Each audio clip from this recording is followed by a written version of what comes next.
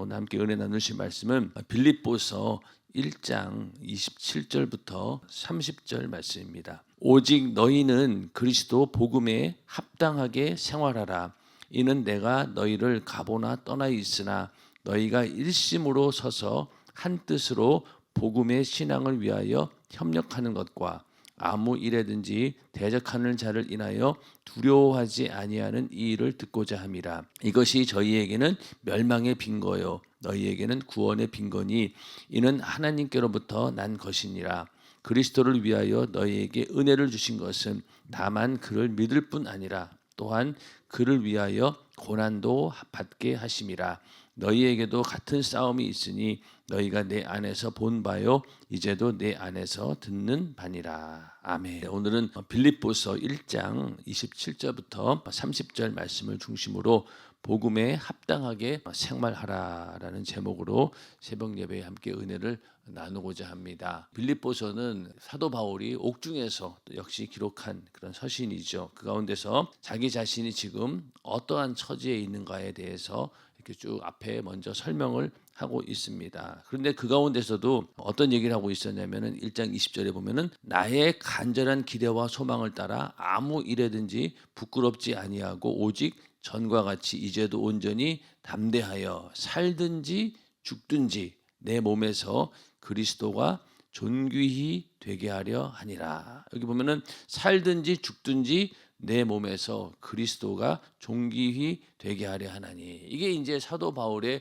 목적인 거예요. 삶의 목적인 거죠. 이는 내게 사는 것이 그리스도니 죽는 것도 유익함이니라. 그러니까 삶과 죽음에 대해서 그 모든 일들이 오직 예수를 위해서, 그리스도를 위해서 내가 사는 것도 그리스도를 위해서, 죽는 것도 그리스도를 위해서 내가 그렇게 사나 죽으나 오직 나는 주님의 것이다. 이런 고백을 하고 있습니다. 그러면서 뒤에 가서 또 어떤 얘기 하냐면은 나는 항상 이 두 가지에 끼어 있다. 영원히 그리스도와 함께 있는 것을 간절히 소망하는 그런 소망이 있고, 또 한편으로는 육신을 입고 있으면서 교회를 돌보고 또 빌립보 교인들의 이렇게 믿음에 성장하는 그런 모습들을 보면서 함께 거하는 것도 바라는 일이다. 이 두 가지가 항상 왔다 갔다 한다는 거예요. 어떨 때는 정말로 이 육신을 벗고 영원한 천국에서 주님과 함께 하기를 원하면서도 또 이 땅에 있는 교회와 또 성도들을 봤을 때 여기 또 거하는 것이 또 즐거운 일이다라는 이 두 가지가 항상 끼어 있다는 겁니다. 그러면서 오늘 1장 27절에 한마디로 오직 너희는 그리스도의 복음에 합당하게 생활하라, 이렇게 말씀을 하고 있습니다. 삶과 죽음에 대해서 얘기를 했고, 이제 사도 바울이 하고 싶은 말은 너희가 이제 살아있는 동안 어떻게 해야 될 것이냐, 거기에 대한 답으로 그리스도의 복음에 합당한 생활을 해야 된다. 그래서 이제는 너희가 복음을 깨닫고 들었다라고 하면은 그것을 실천에 옮기고 또 일상생활에 적용을 해야 된다라는 그런 말씀이기도 합니다. 복음이라고 하는 것은요, 로마서 1장 16절 말씀처럼 모든 믿는 자에게 구원을 주시는 하나님의 능력입니다. 그 능력으로 인해서 우리 모두가 구원을 받았죠. 예수를 믿고. 그러면서 이 복음이라고 하는 것은 좋은 소식인데, 한마디로 한다면은 하나님의 아들 예수 그리스도의 삶과 죽음 또 부활과 승천을 통해서 완성된 구원에 관한 메시지가 바로 복음입니다. 복음은 그 예수에 대한 그 말씀을 통해서 우리가 영원히 살게 되는 그런 소식이 바로 복음이죠. 이 복음 앞에서 이제 우리가 어떤 변화가 있어야 되느냐? 이 복음은 메시지로 전해집니다. 근데 이 메시지가 그냥 메시지가 아닌 거죠. 그 살아 운동력 있는 말씀이기 때문에 그 말씀이 그냥 귀로 들려지는 거로 끝나는 것이 아니라 살아 운동력 있는 말씀이 되어가지고 우리의 모든 인격을 강타한다. 우리 모든 인격을 완전히 뒤집어 놓는 거죠. 그래서 완전히 변화시키는 그런 능력이 바로 복음 안에 있습니다. 왜? 하나님 말씀이기 때문에. 처음에 우리가 복음을 받아들일 때 어떤 현상이 먼저 일어납니까? 나는 죄인입니다. 이 죄로 인해서 내가 영원한 지옥의 형벌을 피할 수 없는 절망적인 그런 존재입니다. 라면서 자기 자신에 대한 철저한 절망부터 시작이 되는 거죠. 그럴 때 비로소 우리가 회개하게 되고, 내가 정말로 이 죄로 인해서 죽게 되었구나 라고 하는 그런 절망 가운데 그 절망의 틈으로 뭐가 보입니까? 예수를 발견하게 되죠. 절망 끝에서 이게 끝인 줄 알았는데, 지옥 가는 줄 알았는데, 이 지옥의 형벌을 받는 줄 알았는데, 예수 믿으면은 그 지옥에서 나올 수 있는 소망이 있구나. 그러면서 예수를 딱 우리가 붙들게 됩니다. 그러면서 이제 우리는 살았구나라고 하면서 그 이후부터는 어떻습니까? 이제 그 예수가 바로 내 심령 안에 들어오셔서 바로 나의 주인이 되는 그런 삶을 살게 되는 것입니다. 그렇기 때문에 복음은 이렇게 절망으로 시작해서 또 소망으로 이어지고, 복음이 우리의 삶을 관통하는 순간부터 이 영생의 소망을 갖게 됩니다. 그러다 보면은 결국은 삶과 죽음을 초월하는 게 바로 이 복음으로 인한 변화죠. 영혼의 때를 위하여라는 그 말 한마디 속에는 이 삶과 죽음을 이미 초월했다는 거예요.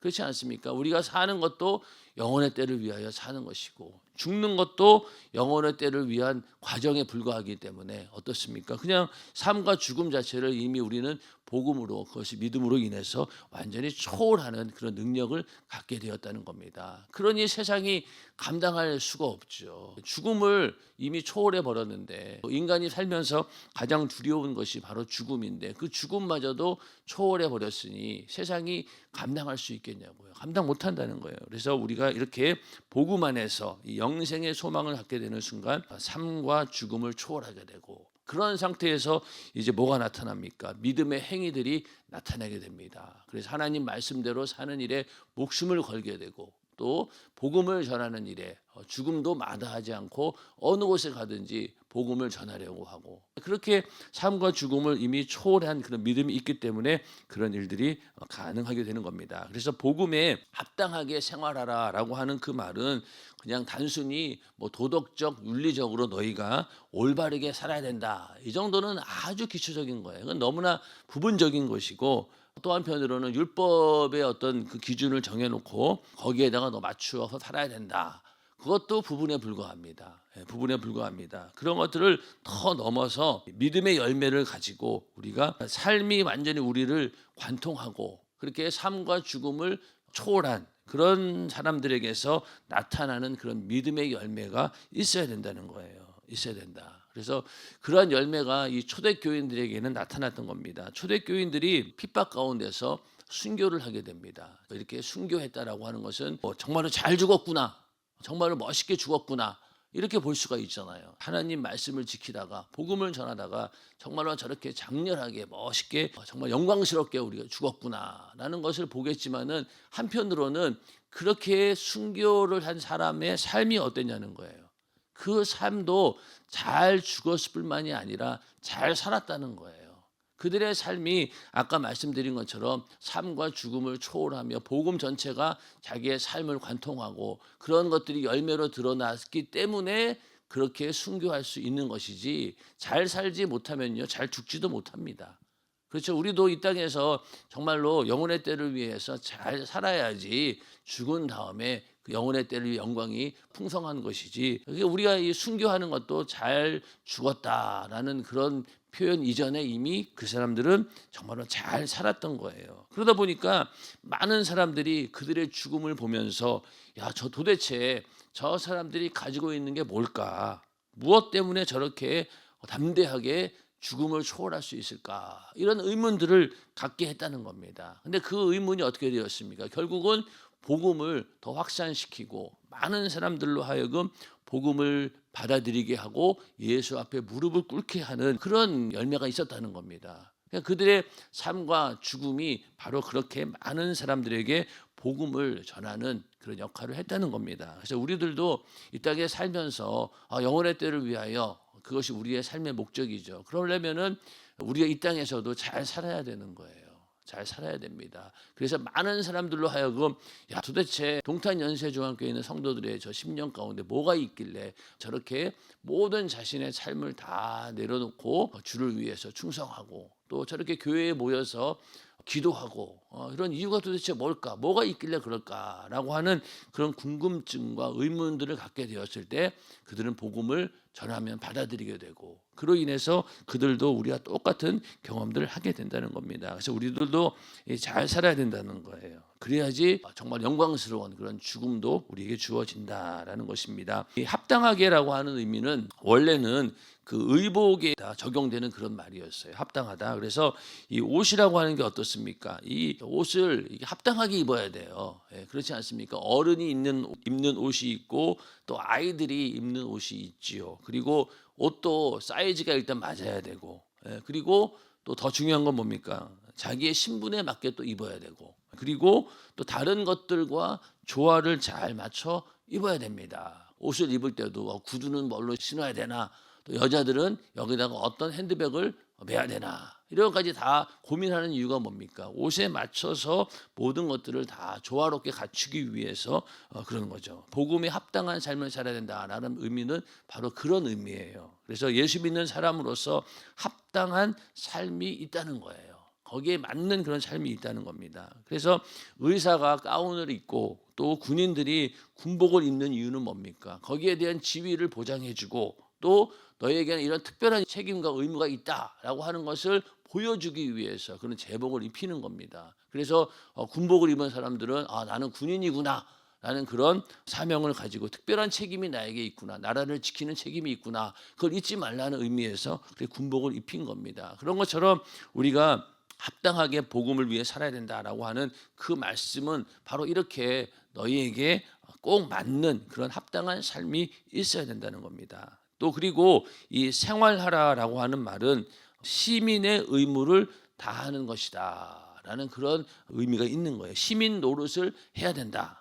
우리 성경에도 보면은 거기 생활하라라는 게 2번이잖아요. 그러면 요 밑에 각 주에 보면은 2번에 시민 노릇 이렇게 나와 있죠. 여기 보면은 생활하라라고 하는 것이 시민 노릇을 잘하라는 거예요.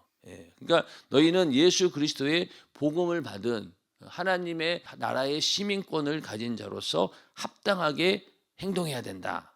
또 그런 시민으로 역할을 잘 감당해야 된다. 또 의무를 다해야 된다. 이런 의미가 있는 거예요.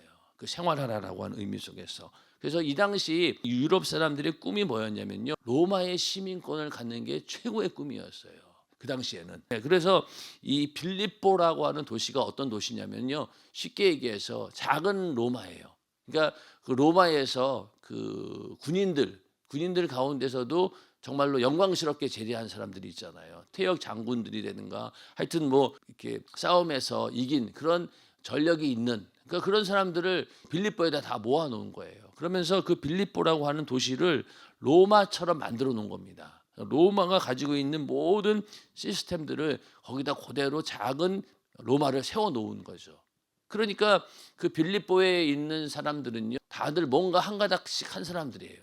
로마를 위해서 자기가 공을 세운 사람들인 거예요. 그러면서 그 사람들에게 로마의 시민권이 주어졌습니다. 그러니 이 그 빌립보에 있는 사람들이 얼마나 거기에 대한 자부심을 가지고 살았겠냐고. 모든 사람들이 원하는 게 로마의 시민권인데 빌립보에 있는 그런 사람들은 자기들은 그런 시민권을 가지고 있다라고 했기 때문에 굉장히 높은 그런 자부심을 가지고 있고 우리가 이 로마의 그런 높은 문명을 옆에 있는 야만인들에게 보여줘야 된다라는 그런 사명감까지 있었던 거예요. 그러니 그 빌립보인들에게 로마의 시민권이라고 하는 것은요 최고의 가치를 가진 겁니다. 그래서 이 로마의 시민권을 가지게 되면요 식량 배급이라든가 또 죽을 죄를 지어도 재판 없이는 처벌이 불가하다. 무조건 공정한 재판을 받을 수 있는 위치에 있었고 많은 사람들이 존경하게 되고 관심의 대상이 되고 또 로마 안에 살면서 그 당시 수세식 화장실 또 초호와 목욕탕 이런 것들을 사용할 수 있도록 로마 시민권 가진 자들에게 제공이 된다고 합니다. 그리고 또 검투사 경기 같은 것들을 무료로 관람할 수 있는 엄청난 특권이 있었다는 거죠. 뭐 지금이야 뭐 별거 아니지만은 이 당시 때는 이게 대단한 특권이었던 거예요. 그러니까 사도 바울도 이 십자가형을 면하고 참수형을 당한 것도 이 로마 시민권 덕분이었습니다. 그런 정도로 사도 바울도 만약에 그가 로마 시민권을 자기가 잘 활용했다라고 하면은 핍박도 그렇게 많이 받지는 않았을 거예요. 근데 일부러 그런 시민권을 사용하지 않았던 것이죠. 그만큼 이 빌립보인들은 이렇게 로마의 시민권에 대한 절대적인 자부심을 가지고 있었다는 겁니다. 자, 그렇다고 하면은 이 교회는 어떻습니까? 교회도 어떤 의미에서 하늘나라를 그대로 이 땅에 재현해 놓은 것입니다. 맞습니까? 그래서 교회라고 하는 것은 작은 하나님의 나라인 거예요. 로마를 빌립보에다가 이렇게 세워놓은 것처럼 마찬가지로 오늘날 교회도 바로 작은 천국, 하늘나라를 이곳에 재현시켜 놓은 겁니다. 그렇기 때문에 이 교회는 세상에 속해 있지만은요, 또 한편으로는 세상에 속하지 않고 있는 곳이 바로 교회죠. 위치는 세상 가운데 있지만은 그러나 세상에 속하지는 않는 것이 바로 교회입니다. 그리고 세상 속에 한마디로 얘기해서 박혀 있는 하나님의 식민지와 같은 그런 곳이 바로 교회입니다. 그렇기 때문에 그리스도인들은 이 세상의 시민이기도 하지만은 어떻습니까? 하나님 나라에 우리는 시민권을 가진 자들인 거예요. 그러니까 우리는 그러한 자부심을 가지고 살아야 되고, 또 한편으로는 이 하나님 나라의 법과 윤리에 따라서 살아야 된다. 또 하나님께서 요구하시는 그런 공동체적인 그런 삶을 우리가 꾸려 나가야 된다는 의무가 있다는 거예요. 그러니까 우리도 만약에 정말로 내가 하늘나라에 대한 소망이 대단하고 그것을 최고의 가치로 여긴다라고 하면은 어떻겠어요? 아까 이거 빌립보에 있는 사람들이 난 로마 시민권을 가진 자야라고 막 의시되고 자긍심을 가진 것처럼 우리도 그래야 되잖아요.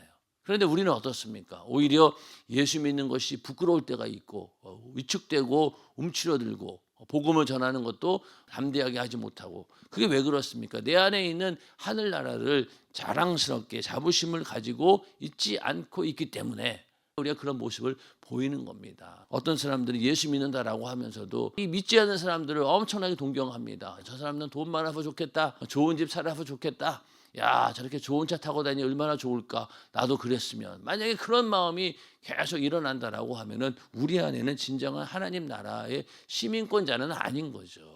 복음에 합당한 삶을 살고 있는 자는 아니라는 겁니다. 이미 그것들은 우리가 초월을 했어야 되는 거예요. 저건 어차피 육신이 끝나면 누릴 수 없는 것들이구나. 그러나 나에게는 그거보다도 더 큰 가치 있는 것들이 나에게 있다. 영혼의 때를 향한 소망이 있고 부유가 있다. 뭐 그런 것들로 능히 이겨낼 수 있는 문제들인데, 여전히 그런 것들로 인하여서 내가 거기에 동경심을 가지고 있다라고 하면은 내 안에 진정한 하늘나라가 있는 게 아닌 거죠. 우리는 그런 또 하늘의 시민권을 가진 자는 그렇게 할 수 없다는 겁니다. 그래서 이렇게 하나님 나라의 시민으로서 그런 가치관을 가지고 또 복음이 제시하는 방법에 따라서 이제 우리가 살아야 된다. 그리고 우리가 그리스도인으로서 하늘나라의 명예가 우리 손에 달려 있다라는 그런 자부심을 가지고 또한 우리는 살아야 된다는 겁니다.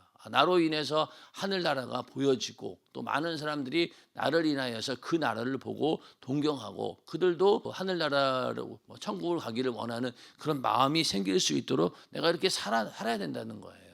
그런 삶을 살아야 된다는 겁니다. 그래서 베드로전서 2장 11절에 보면은 사랑하는 자들아 나그네와 행인 같은 너희를 권하노니 영혼을 거스려 싸우는 육체의 정욕을 제어하라. 나그네와 행인 같은 그런 삶을 살라는 거예요. 이 말은 어떤 말입니까? 나그네와 행인같이 살라고 해서 이 땅에서 정말로 옛날에 떠돌아다니는 그런 봉이 김선달 같은 그런 삶을 살라는 게 아닙니다. 이건 뭐냐? 나그네와 행인 같은 삶을 살라고 하는 것은 너희가 하늘의 시민권을 가진 자이기 때문에 이 땅에서 너희가 세상에 있기는 하지만은 그러나 세상에 속해 있지 않다. 그러니까 너희는 완전히 다른 영역에 속한 사람들이기 때문에 이 세상에서 나그네와 행인같이 살 수밖에 없다는 거예요. 여기가 우리의 진정한 주소가 아니니까 잠시 머물다 가는 곳이기 때문에 너희는 나그네와 행인 같은 그런 자세를 가지고 살아야 된다는 겁니다. 과연 우리가 그런 나그네와 행인 같은 자세로 살고 있냐는 거죠.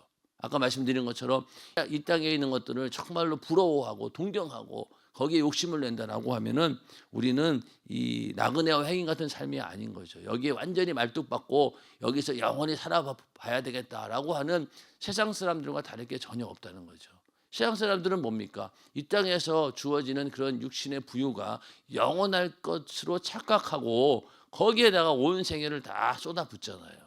그러고 다 쏟아부었는데 나중 가서 죽음에 이르렀을 때 이거는 죽음 이후를 보장할 수 없는 것들이었구나 안다 한들 그때는 뭐 돌이킬 길이 있습니까? 없잖아요. 세상 사람들은 눈에 보이는 것 그런 것들을 전부인 것냐 영원한 것처럼 살지만 우리는 그렇지 않다는 거예요. 이 나그네와 행인처럼 이거는 내가 가지고 갈 게 아니구나 그러고 이미 초월할 수 있는 능력이 우리에게 있다는 겁니다. 그래서 우리가 정말 복음에 합당한 그런 삶을 살아야 되는데 거기에 어울리는 그런 삶을 살고 있는가? 하늘나라의 시민권을 가진 자로서 어울리는 삶을 살고 있는가라는 것을 우리는 잘 돌이켜 보아야 됩니다. 그리고 내 안에 정말로 이 삶과 죽음을 초월하는 복음이 완전히 우리의 삶을 관통시켜서 그렇게 초월할 수 있는 그런 능력이 우리 안에 있는가 우리는 항상 살펴보면서 내 안에 정말로 이 하늘나라가 있구나 나는 이 하늘의 시민권을 가진 자다 라는 그런 자부심을 가지고 살아가시기를 주님의 이름으로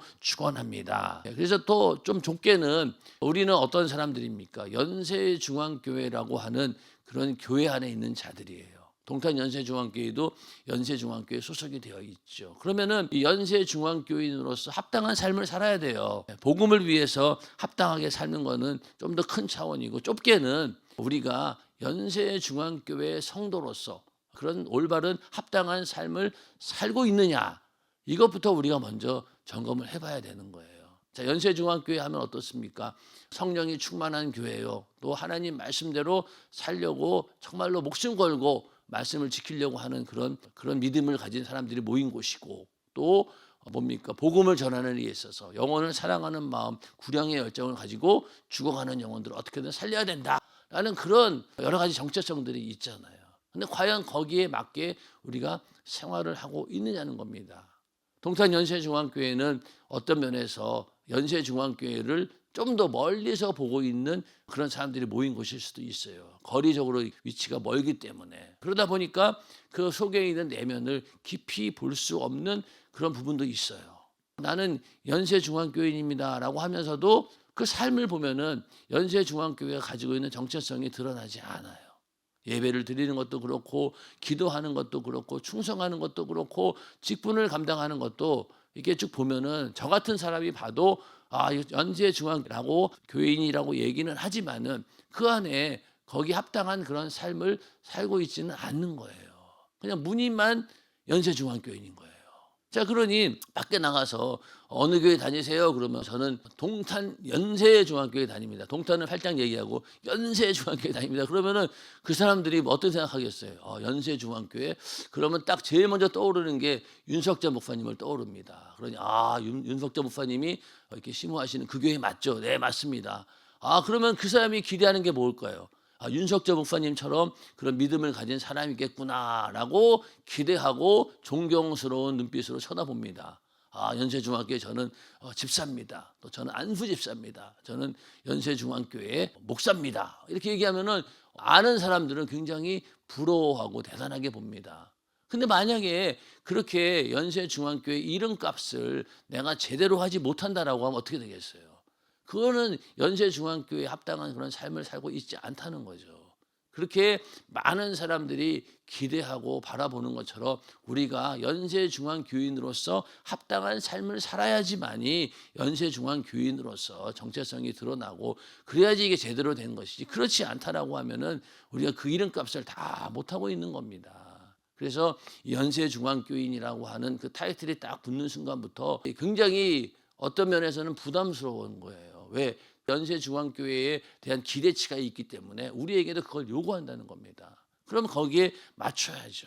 맞춰야 되는데 그냥 나는 연세중앙교인입니다 라고 하는 그거 하나로 그냥 당연히 내 안에도 그런 게 있겠지라고 하지만 없으면 어떡할 거예요? 그러면 실망한다는 겁니다. 그런 것처럼 우리가 오늘 말씀처럼 너희가 복음에 합당한 그런 삶을 생활을 해야 된다라고 하는 그 말씀처럼 좁게는 우리가 연세중앙교인으로서 그러한 정체성을 가지고 우리가 신앙생활을 해야 된다는 거예요.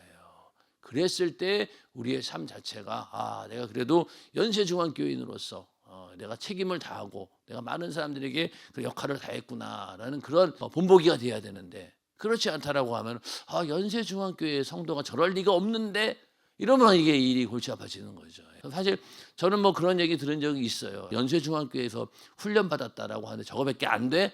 이런 얘기를 들은 적이 있어요. 뭐라고 해야 되나 이게 섬찟하더라고 그냥. 야 저렇게 사람들이 기대하고 있는 바가 있구나. 근데 거기에 다 못 미쳐요. 못 미칩니다. 그러니까 괴로운 거예요. 어떨 때는. 거기에 미치는 삶을 살아야 되는데 연세중앙교회 목사라고 하지만 그 삶이 대조해 봤을 때 전혀 맞지 않는다라고 하면 내가 문제가 있는 거죠. 그래서 우리는 그렇게 그리스도의 복음에 합당하게 생활해야 되고 또 연세중앙교인으로서 합당한 그런 삶을 사시기를 주님의 이름으로 축원합니다. 그래서 겉모습도 연세중앙교인이고 속도 완전히 연세중앙교회 성도가 되어서 야, 저 사람은 정말로 연세중앙교인이구나라는 그러한 칭송과 또 그러한 명예를 여러분 다 얻으시기를 주님의 이름으로 축원합니다. 그래서 오늘 이 말씀을 통해서 우리가 복음을 올바로 알아야 되고 또 그 복음을 올바로 알고 반응해 가지고 삶 전체가 완전히 복음이 관통되어서 우리가 복음에 합당한 삶을 살 수 있게 해 주시옵소서 이렇게 기도해야 되고요. 또 하늘나라의 시민권을 가진 자로서 살 수 있도록 지혜를 주시고 능력을 주셔서 이 세상에서 나그네와 행인 같은 그런 삶을 살 수 있도록 주여 나를 인도해 주시옵소서라고 2024년 한 해를 잘 정리하면서 내가 과연 합당한 그런 삶을 살았는가, 복음에 합당한 삶을 살았는가, 또 연세중앙교인으로서 그런 삶을 살았는가라는 것을 잘 돌아보면서 회개하고 또 한 해를 결산하는 우리 모두가 되기를 주님의 이름으로 축원합니다. 이 시간 기도하겠습니다.